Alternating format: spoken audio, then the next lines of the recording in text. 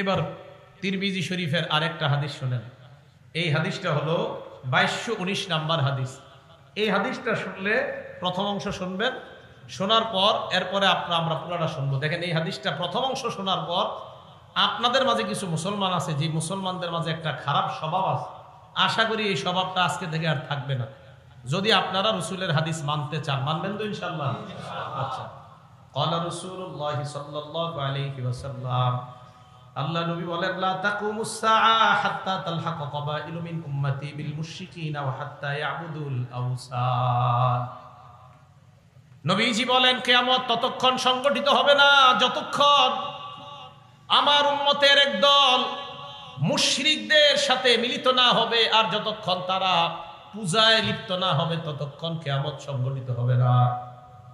নবী বুঝাইতে চায়, আমার উম্মতের একদল মুশরিকদের সাথে, যারা আল্লাহর সাথে শিরিক করে, তাদের সাথে মিলিত হয়ে তাদের ইবাদতের প্রার্থনার অনুষ্ঠানগুলোতে তারা যাইবে। এই জামানায় আমরা যদি দেখি আমাদের কোন মুসলমান যারা আল্লাহর সাথে শিরিক করে, অন্য কোন ধর্মের বিরুদ্ধে আমরা না, সমস্ত ধর্মকে শ্রদ্ধা করি, তবে মুসলমানদের ধর্মের আলাদা নিয়ম আছে না নাই?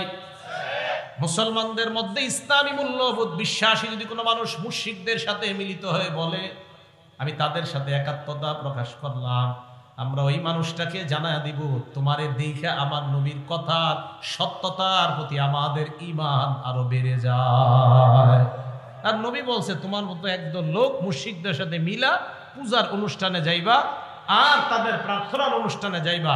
প্রত্যেক ধর্মের অনুষ্ঠান আমরা শ্রদ্ধা করি, বাকি প্রত্যেক ধর্মের অনুষ্ঠান ওই ধর্মের মানুষের জন্য, অন্যদের জন্য না। এখন রাসূল সাল্লাল্লাহু আলাইহি সাল্লাম বললেন যে একদল মুসলমান এরকম মিলিত হবে যারা মুশরিক তাদের সাথে। হাদিস শেষ হয় নাই, এবার দেখেন। এবার আল্লাহ নবী বলেন, আন্নাহু সায়াকুনু ফি উম্মতি সালাসুনা কাযাবুনা, আমার উম্মতের মধ্যে 30 জন মিথ্যাবাদীর আবির্ভাব ঘটবে। বলেন কয়জন? 30 জন। কুল্লুহুম ইয়াজউমু আন্নাহু নাবিয়্যুন, প্রত্যেকে ধারণা করবে সে নবী। নাউযুবিল্লাহ।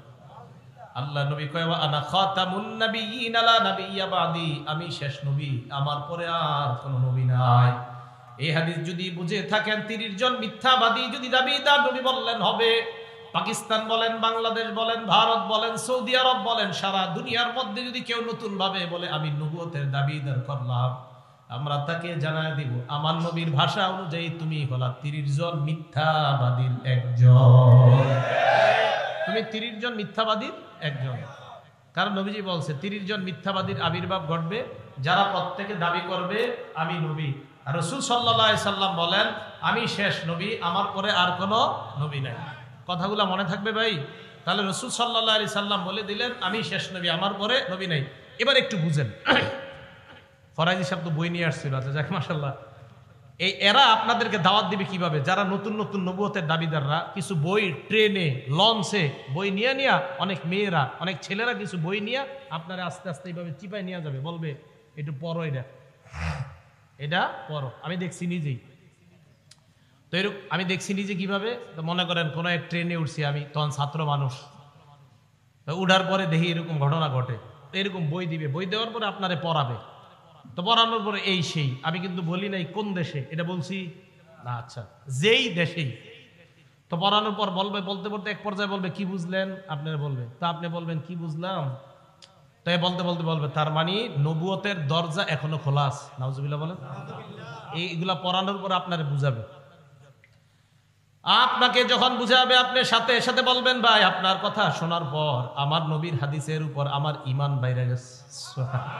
কেন বাড়ছে? আমার নবী বলছে 30 জন মিথ্যাবাদীর আবির্ভাব ঘটবে। এর মানে এই বই আপনাদের যে গুরু, ওই গুরু হলো ওই ভণ্ড 30 জনের একজন। সোজা কথা।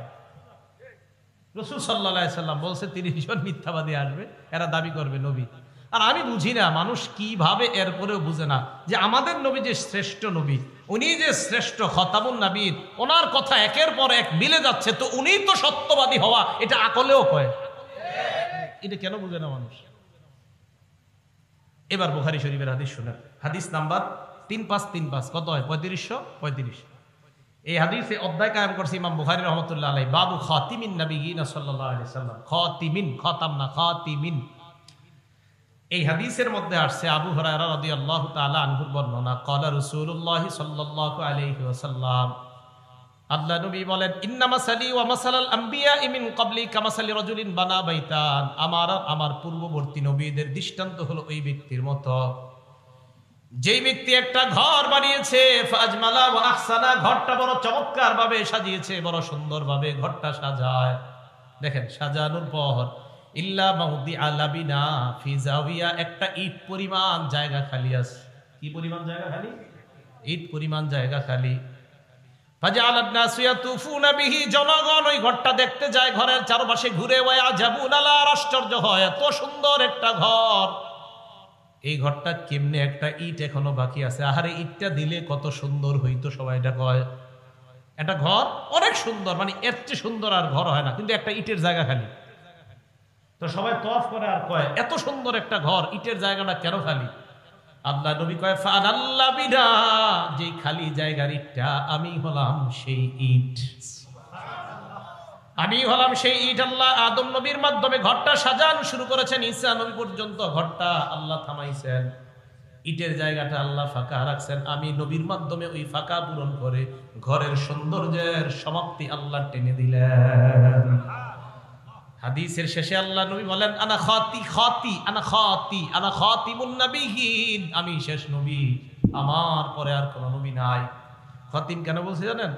যারা আপনাদেরকে ধোকা দিতে চায় না, এরা কয় খাতিম না খতাম, এরা কয় খাতিম না খতাম। আপনি জবাব দিবেন, যদি খতিমও কও তাও নবী শেষ নবী, যদি খতাম কও তাও নবী শেষ নবী। পাল্টা প্রশ্ন করবে আপনাকে, খতামের দলিল কি? আপনি জবাব দিবেন সূরা আহজাবের 40 নম্বর আয়াত হলো খতামের দলিল। এরা বলবে খতিমের দলিল কি? বলবেন বুখারীর 3535 হলো খতিমের দলিল। তামের দলিলও আছে, তিমের দলিলও আছে। সূরা আহজাবের 40 নম্বর আয়াতে আল্লাহ বলেন, মা কানা মুহাম্মাদুন আবা আহাদিম মির রিজালিকুম, মুহাম্মদ সাল্লাল্লাহু আলাইহি ওয়াসাল্লাম তোমাদের কারো পুরুষের পিতা নন, ওয়ালাকিন রাসূলুল্লাহ, তিনি আল্লাহর রাসূল, খাতামান নাবিয়্যিন, সুবহানাল্লাহ, খাতাম, তিনি শেষ নবী। তাহলে খাতাম বলেন, খাতিম বলেন, মুহাম্মদ সাল্লাল্লাহু আলাইহি সাল্লাম শেষ নবী, ওনার পর আর কোনো নবী নাই। বইস্তু আনা ওয়াস সাআতু কাহাতাইন, কিয়ামত আর আমার মাঝে এত সময় ব্যবধান, অর্থাৎ আমি আশা মানি কিয়ামত আর বেশি দিন বাকি নেই। আরেকটা হাদিস শুনেন, সহিহ বুখারীর 5231 নম্বর হাদিস, ক্বালা রাসূলুল্লাহ সাল্লাল্লাহু আলাইহি ওয়াসাল্লাম, আল্লাহ নবী বলেন, ইন্না মিন আশরাতিস সাআ আইয়ুরফাল ইলম, নবীজি বলেন কিয়ামতের আলামতের মধ্যে এটাও একটা আলামত, আইয়ুরফাল ইলম, ইলম উঠে যাবে। বলেন কি উঠে যাবে? ভালো করে বলেন, কি উঠে যাবে? ইলম উঠে যাবে। ফরাইজ সাহেবের বয়ানের শুরু দিক দিয়ে একটু শুনছি, পরে আবার ঘুমাই গেছে, মন চাইছে শুনতাম, কিন্তু পরে বৈশা ঘুমাই গেছে। শুরু দিক দিয়ে উনি ওলামাদের শান আলোচনা করতেছিলেন। তো দেখেন কি কয় আল্লাহ, ইন্নাল্লাহা লা ইয়ারফাউল ইলম, ও ইন্না মিন আশরাতিস সাআ আইয়ুরফাল ইলম, কিয়ামতের আলামতের মধ্যে একটা হলো ইলম উঠিয়ে নেওয়া হবে। কি উঠিয়ে নেওয়া হবে? 2 নাম্বার, ওয়াসবুতাল জাহলু, মূর্খতা প্রতিষ্ঠিত হবে, মূর্খতা সমাজের মধ্যে ছড়ায় পড়বে। আলহামদুলিল্লাহ সূরাটা বিশুদ্ধভাবে পড়তে পারে না, কয় আপনার সাথে আমি বহস করতে চাই। আমি কিন্তু বহস পারিও না, আমারও তো যোগ্যতা নাই, সত্যি সত্যি। মুবাহিস তো আমাদের ফরাইজ হিসাব, আবরার ভাই ওনারা তো অনেক সময় বলে, আমি বহস করতে চাই, সূরা ফাতিহা কি পারে না, শুদ্ধ পারে না। আমি বলছি না যে উনি বহসে পারবে না, যিনি বলে মাশাআল্লাহ উনিও ভালো বহস করে, কথার কথা যেই বলে উনি বলুক, আপনাদের কেউ বলেন, অথবা একটা জেনারেল শিক্ষিত আপনারা বলেন যে আমি আপনার সাথে বহস করতে চাই, আমি বলবো না মাশাআল্লাহ এটা আপনার যোগ্যতা, আল্লাহ তাআলা আরো বাড়ায় দেয়। কিন্তু আমি সাথে সাথে বলবো বহস করতে কত ভালো লাগবে। তো আপনি বলবেন 1 ঘন্টা 2 ঘন্টা 3 ঘন্টা, আমি বলবো ভাই এই 1-2 ঘন্টা সময় নষ্ট না কইরা সূরা ফাতিহাটা শিখা নামাজটা শুদ্ধ করেন। সময় নষ্ট করবেন, ফাতিহাটা শিখেন। খারাপ কথা বলছি? আমি কিন্তু বলি নাই যে আপনি বহসের যোগ্যতা রাখেন, আপনি বহসের যোগ্যতা রাখেন, এটা স্বীকার করছি। এবং আমি আরিফ বিন হাবিব তো মনে করি সবাই আমার চেয়ে ভালো জানেন বহস, কিন্তু আমি বলি যদি সূরা ফাতিহা, এটা আমি আলহামদুলিল্লাহ ভাই আমার সূরা ফাতিহাটা আমি শুদ্ধ করে শিখছি, আমি একটু বলতে পারবো আল্লাহর কাছে, আল্লাহ আমি শুদ্ধ করে নামাজ পড়ার চেষ্টা করছি। কিন্তু আপনি অনেক বড় বহস করুন না লোক, কিন্তু আপনি সূরা ফাতিহা জানেন না। আমার আর আপনার মাঝে, দুইজনের মাঝে আল্লাহ কিন্তু আপনাকে ঠেকায় দিবে। তা আমি বলি কি, আপনি মানে আপনাদের একজন যে কোনো একজন কয় কি ফরাইজ সাহেবের সাথে আমি বহস করুন, আরে ভাই বেচারা উনি আলেম। তা আমি কিন্তু আপনারও বলছি না, আপনিও মাশাআল্লাহ মহা আলেম, ওনার চেয়ে বড় আলেম, কোনো সন্দেহ নেই। আপনি তো সূরা ফাতিহাটা শুদ্ধ করেন কেন? আগে নামাজটা তো শুদ্ধ করেন। তো আমি বলছি আপনি সময়গুলা নষ্ট না করে নামাজ শুদ্ধ করেন। মূর্খতা ছড়ায় পড়বে সমাজে। 1 নাম্বার, এলেম উঠিয়ে নেওয়া হবে, মূর্খতা ছড়ায় পড়বে। ওয়াজহারু জিনা, 3 নাম্বার, জিনা ব্যভিচার দুনিয়ার মধ্যে প্রতিষ্ঠিত হবে। জিনা বেড়ে যাবে, পরকিয়া বেড়ে যাবে। স্মার্টফোনের বদৌলতে বিবি আরেক পুরুষের সাথে, স্বামী আরেক নারীর সাথে অবৈধ জিনায়, মোবাইলের জিনায় লিপ্ত হবে। 4 নাম্বার, ওয়াইশরাবাল খামরু, মদ পান বেড়ে যাবে। 5 নাম্বার, ওয়াকিল্লার রিজাল, পুরুষের সংখ্যা কমবে। ওয়াতাকসুরান নিসা, নারীদের সংখ্যা বাড়বে। হাত্তা ইয়াকুনা লি 50 ইমরাআতান আল কাইয়িমুল ওয়াহিদ, 50 জন ঘরে নারী, 1 জন হবে পুরুষ। অবস্থা ভালো না? 50 জন নারী ঘরে হবে 1 জন পুরুষ। তো হ্যাঁ, কিয়ামত, এটা হলো কিয়ামতের আলামত। 1 নাম্বার, এলেম উঠিয়ে নেওয়া হবে। এই হাদিস থেকে আমরা জানলাম, মন দিয়ে শুনি আমরা। এখন কথা হলো এলেম কিভাবে উঠাবে। হুজুর একটু এদিকে আসেন তো, একজন, যে কোনো একজন আসতে হবে, আপনি আসেন। এই যে এদিক তাকান, এই যে এদিক তাকান, এই যে টান দিলাম, ছিনায় নিলাম, এইভাবে এলেম উঠায় নিবে না। সহিহ বুখারীর 100 নম্বর হাদিস। ক্বালা রাসূলুল্লাহ সাল্লাল্লাহু আলাইহি ওয়াসাল্লাম, আল্লাহ নবী বলেন, ইন্নাল্লাহা লা ইয়াকবিজুল ইলমা ইনতিজাআন ইয়ানতাজিউহু মিনাল ইবাদ। আল্লাহ বান্দাদের থেকে এইভাবে ছু মেরে এলেম উঠায় নিবেন না। এবার আপনাদের প্রশ্ন, হুজুর তাহলে এলেম আল্লাহ কিভাবে উঠায় নিবেন? আহারে মুসলমান, কিভাবে আপনাদেরকে বুঝায়? নবীজি বলেন, ওয়ালাকিন ইয়াকবিজুল ইলমা বিকবজিল উলামা, আলেমদেরকে উঠায় নেওয়ার মাধ্যমে এলেম আল্লাহ উঠায় নিবেন। হাফিজি হুজুর চলে যাওয়া মানে এলেমের একটা সাগর চলে যাওয়া। আল্লামা শাইখুল হাদিস চলে যাওয়া মানে এলেমের সাগর চলে যাওয়া। আল্লামা আমিনী রহমতুল্লাহ চলে যাওয়া মানে এলেমের বিশাল সমুদ্র চলে যাওয়া। আর আমি আর আপনি চটি বই পড়ি আর দাবি করি হুজুররা কি জানে, আমি সব জানি। যে আফসোসের কথা। রসুল বললেন এলেম আল্লাহ উঠায় নিবে, আলেমদের উঠান। আমার আপনার হতাশ হওয়া দরকার, আফসোস করা দরকার যে আলেমরা বিদায় নিচ্ছে। এটা আমাদের জন্য কপাল খারাপের লক্ষণ। আর আমি আপনি এখনো ঝগড়া নিয়ে আসি। এখনো আমি আপনি একজন শাইখুল হাদিসের ভুল ধরে গিয়ে আজকে সকাল থেকে একটা নতুন বই পইরা, বেচারা 20 বছর বুখারী পড়ায়, ওনার ভুল ধরতে যান আপনি। রাসূল আকরাম সাল্লাল্লাহু আলাইহি সাল্লাম বললেন, আলেম চলে যাবে তো এলেম উঠে যাবে।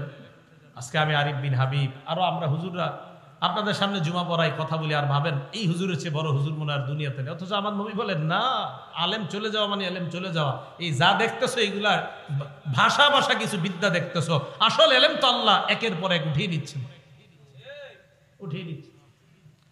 এই চিন্তা চেতনা না। বুখারী শরীফের সব মানেন তো এই হাদিসটা একটু মানতে পারেন না, যে বুখারীর 100 নম্বর হাদিসে নবী বলছেন এলেম আল্লাহ উঠিয়ে নেয় আলেমদেরকে উঠায় নেওয়ার মাধ্যমে। তো এই চেতনা, এই চিন্তা, এই পেরেশানি আমার আপনার মাথায় কেন আসে না? সর্বনাশ, আমাদের দেশের আলেমরা চলে যাওয়া মানে তো এলেম চলে যাচ্ছে। আমি আপনি এই টেনশন না করে নতুন নতুন ভাবে আমি আপনি দাবি করতে চাই আমি কোরআন বেশি বুঝি, আমি হাদিস বেশি বুঝি। এত বেশি বুঝতে বুঝতে হাদিস অস্বীকার করে শুধু কোরআন বুঝে ফেলে। এখন শুধু কোরআন, কারণ আপনি নতুন শুধু কোরআন, আর হাদিস দরকার নেই। অপেক্ষায় থাকেন, কিছুদিন পরে বলবে কোরআনের এই অংশটুকু মানি না, এটুকু মানি। এটার অপেক্ষায় থাকেন, বলবে। কেন বলবে জানেন? আমি তো জানি কেন বলবে। কারণ যারা শুধু কোরআন মানে, হাদিস মানে না, এদের দাবি হলো এরা কোরআন বুঝে। আমি এদেরকে অসংখ্যবার বলছি এরাও কোরআন বুঝে না। কেন বলছি জানেন? আমি এদেরকে বলছি আপনারা পুরা কোরআন পড়েন না, এই জন্য বুঝেনও না। এদের অনেককে আমি বলছি যে আপনারা কোরআনও বুঝেন না। কিভাবে বুঝেন না কোরআন? আপনি তো কোরআন পুরাটা পড়েন না। আপনি কোরআন নিয়ে কারোর সাথে বসলে কি করেন? সামনে একটা আইপ্যাড কি জানি নিয়ে বসে, আপনার ওই যে ল্যাপটপ ট্যাব নিয়ে বসার পরে একটার পরে আয়াত এবার দেখে দেখে বহস করতে চায়। আমি আরিফ বিন হাবিব আজকে আপনাদের সামনে বলছি, ওইটা নিয়ে না বৈশা, এই যে এখানে আজকে আমি বৈশা রয়েছি, আপনি এখানে আসেন, আমি কোরআনের একের পর এক আয়াত বলি, আপনিও বলেন, তো দেখা যাবে কেমন আপনি আহলে কোরআন। আহলে কোরআন শুধু কোরআন মানে কি? কোরআন ইন্টারনেট ল্যাপটপ কোরআন। আপনি তো কোরআন এত বুঝেন, তো আসেন না আপনি এমনি রাস্তায় মনে করেন আসর নামাজ পড়ছি দুইজন এক মসজিদে, আসরের নামাজের পরে দুইজন দাঁড়ায় দাঁড়িয়ে একটু কথা বললাম, জনগণ দেখুক। আপনি তো এটা জীবনে করবেন না, কারণ আপনি নিজেও জানেন কোরআনের কয়েকটা আয়াত আপনি মুখস্থ করছেন, বাকিগুলো আপনার জানা নাই। আজীব এক পেরেশানিতে আছি আমরা। তো রাসূল আকরাম সাল্লাল্লাহু আলাইহি সাল্লাম বললেন আল্লাহ এলেম উঠিয়ে নিবেন আলেমদেরকে উঠায় নেওয়ার মাধ্যমে। কিভাবে উঠায় নিবেন বলেন তো? আলেমদেরকে। নবীজি বলেন হাত্তা ইদা লাম ইউবকি আলিমান, মানুষ আর আলেম খুঁজে পাবে না। এক পর্যায়ে ইত্তাখাযান নাসু রুউসান জুহাল, মানুষ জাহেলদেরকে ধর্মীয় নেতা বানাবে। জাহেলদেরকে ধর্মীয় নেতা বানানোর পর ফাসুইলু, তাদেরকে প্রশ্ন করা হবে।